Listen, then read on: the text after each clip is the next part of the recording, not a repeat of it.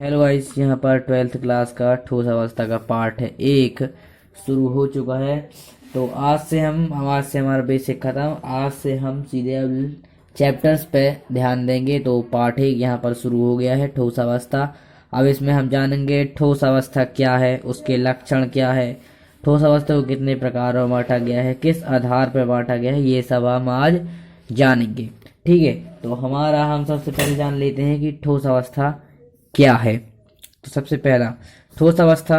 ठोस अवस्था क्या है? इस अवस्था में पदार्थ एक आकार व एवं आयतन निश्चित होता है। मतलब इस पदार्थ में आकार का आयतन एवं आकार निश्चित होता है। ठीक है। दूसरा क्या है कि ठोस अवस्था के लक्षण क्या है? पहला, अवयवी कणों के मध्य प्रबल अंतरा आकर्षण बल होता है। इसका मतलब ये है कि जो जो ठोस अवस्था के पदार्थ हो, मतलब पदार्थों में कण होते हैं वो बहुत ही नज़दीक होते हैं, उसको हम आसानी से तोड़ सकते हैं। ठीक है। जैसे क्या हो गया, लकड़ी। लकड़ी में बहुत ही नज़दीक कण होते हैं, इस कारण से वो मतलब प्लेन दिखती है और कठोर होती है। और क्या हो गया, हमारा ये पेन, इसके भी कण बहुत नज़दीक नज़दीक हैं, इसलिए वो इस प्रकार से है। और इसमें एक दबाव भी है, अंदर जो लीड भरी है उसमें भी दबाव है, इस साइड से वायु दबाव। दूसरा क्या है, इनके कणों के मध्य न्यूनतम दूरी है, मतलब इनके कण में बहुत कम दूरी होती है। और द्रव में उससे थोड़ी ज़्यादा दूरी होती है, गैसों में अधिक दूरी होती है। तीसरा क्या है, इन पदार्थों की निश्चित आकृति होती है। हाँ, अब इस पेन की आकृति है निश्चित। अब इसको दबाओगे तो दबेगी नहीं, अगर हाँ ज़्यादा अगर मोड़ दिए तो टूट जाएगी, लेकिन अपने आकार से परिवर्तित नहीं होगी। ठीक है। तीसरा, चौथा, यह कण अपने स्थान पर स्थिर होते हैं। ये कण जो है ये अपने स्थान पर स्थिर है। तुम दबाओ, तोड़ो, मरोड़ोगे तो भी अपने स्थान से अलग नहीं होंगे। और ये कण कंपन भी करते हैं। अब इनको दबाओगे ना तो कंपन होगा, लेकिन टूटेगी नहीं। इनमें संपीड़नीयता गुण नहीं पाया जाता है। ठीक है। अब आगे चलते हैं। और ठोस अवस्था को दो भागों में बांटा गया है। पहला, क्रिस्टलीय ठोस अवस्था, दूसरा अक्रिस्टलीय ठोस अवस्था। अब क्रिस्टलीय क्रिस्टलीय ठोस अवस्था है क्या, देख लेते हैं। क्रिस्टलीय ठोस अवस्था, इनमें रचक इकाई एक नियमित व क्रमिक रूप में व्यवस्थित रहती है। मतलब जो हमारी एक पदार्थ है, जो पदार्थ की रचना है, उसमें उसमें क्या होता है कि उनकी इकाई जो है, इकाई मतलब कि जैसे किसी पदार्थ की इकाई है परमाणु, सबसे छोटी इकाई और सूक्ष्म इकाई, जिसको दो भागों में विभाजित नहीं किया जा सकता, उसको मतलब इसमें हाँ वही है इकाई। ठीक है। तो जो इसमें क्रिस्टलीय ठोस अवस्था में इकाई जो होती है वो एक कतार में होती है, ऐसे गई तो ऐसे ही, ठीक है, ऐसे गई तो ऐसे ही, जैसे ये है एक लाइन से एक कतार में है, उसी को क्रिस्टलीय ठोस अवस्था कहते हैं। उनके उदाहरण कैसे हो गए, हीरा, सोडियम क्लोराइड और आयोडीन। और दूसरा क्या आ जाता है यहाँ पर, यह हो गया अक्रिस्टलीय ठोस। इसका विपरीत, इन ठोसों की रचक इकाई एक नियमित व अक्रमिक रूप में व्यवस्थित नहीं होती है, क्योंकि ये इस साइड भाग सकता है, इस साइड भी है, यहाँ वहाँ कैसे ही भाग सकते हैं। कैसे, उदाहरण क्या है इसका, कांच, रबड़, प्लास्टिक। कांच, देखो रबड़ है, रबड़ जो है उसको जो ऐसे रखी है, मतलब ऐसे रखी है, ठीक है, उसको दबाया तो वो दब जाएगी, दब जाएगी नहीं, मोड़ा तो मुड़ जाएगी। प्लास्टिक को दबाया तो दब जाएगा, मोड़ा तो मुड़ जाएगा। ठीक है। और आगे चलते हैं। अब इनमें क्रिस्टलीय पदार्थों में अंतर अंतर देख लेते हैं अपन। तो आ गए हैं हम यहाँ पर क्रिस्टलीय ठोस व अक्रिस्टलीय ठोस।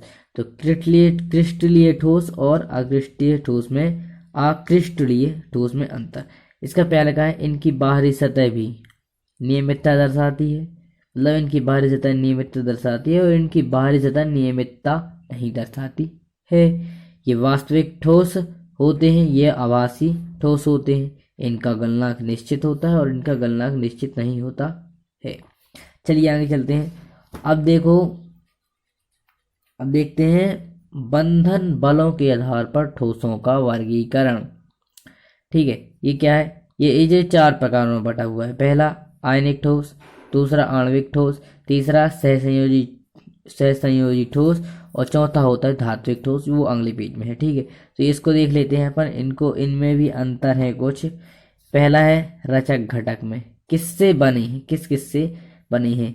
आयनिक ठोस किससे बना है, धनात्मक ऋणात्मक आयन से, धनात्मक और ऋणात्मक आयन से। आणविक ठोस किससे बने हैं, अणु से। सहसंयोजी ठोस किससे बने हैं, परमाणु से। आबंध, आबंध, अब इनमें कौन सा बंध पाया जाता है, तो कूलाम आकर्षण बल इसमें पाया जाता है आयनिक ठोस में। दूसरा क्या, आणविक ठोस में क्या पाया जाता है, दुर्बल वांडर वाल्स आकर्षण बल। वो अपने बंध वाला पढ़ा था ना, बंध दो प्रकार के होते हैं, दुर्बल बंध, प्रबल बंध। फिर प्रबल बंध के 3 प्रकार होते हैं, दुर्बल बंध के 2 प्रकार, 1 प्रकार होता है। तो वो यह दुर्बल वांडर वाल्स आकर्षण बल। सहसंयोजी बंध में कौन सा बंध पाया जाता है, आबंध सहसंयोजी बंध यही पाया जाता है, ठीक है, उसी के नाम से। अब आ गया किसका, तीसरा अंतर है हमारा भौतिक गुण में। भौतिक गुण में क्या है, आयनिक ठोस में कठोर उच्च गलनांक ठोस अवस्था में कुचालक, कठोर और उच्च गलनांक ठोस अवस्था में कुचालक और गलित अवस्था में सुचालक। इसमें क्या है, मुलायम निम्न गलनांक वाष्पीय प्रकृति इसमें है, और से संयोजी ठोस में कठोर ऊष्मा व विद्युत की कुचालक। अब देख लेते हैं इनके उदाहरण। उदाहरण आयनिक ठोस का क्या है, सोडियम क्लोराइड, सोडियम फ्लोरीन और एल्यूमिनियम क्लोराइड, ठीक है। और आणविक ठोस में क्या जाएगा, उदाहरण बर्फ, आयोडीन, सल्फर, ठोस कार्बन डाइऑक्साइड। सहसंयोजी में क्या आ जाएगा, हीरा, सॉरी ये देख नहीं रहा था आप लोगों को, अच्छे से देख लीजिए अब, ठीक है। ये तीसरे का है हीरा और ग्रेफाइट।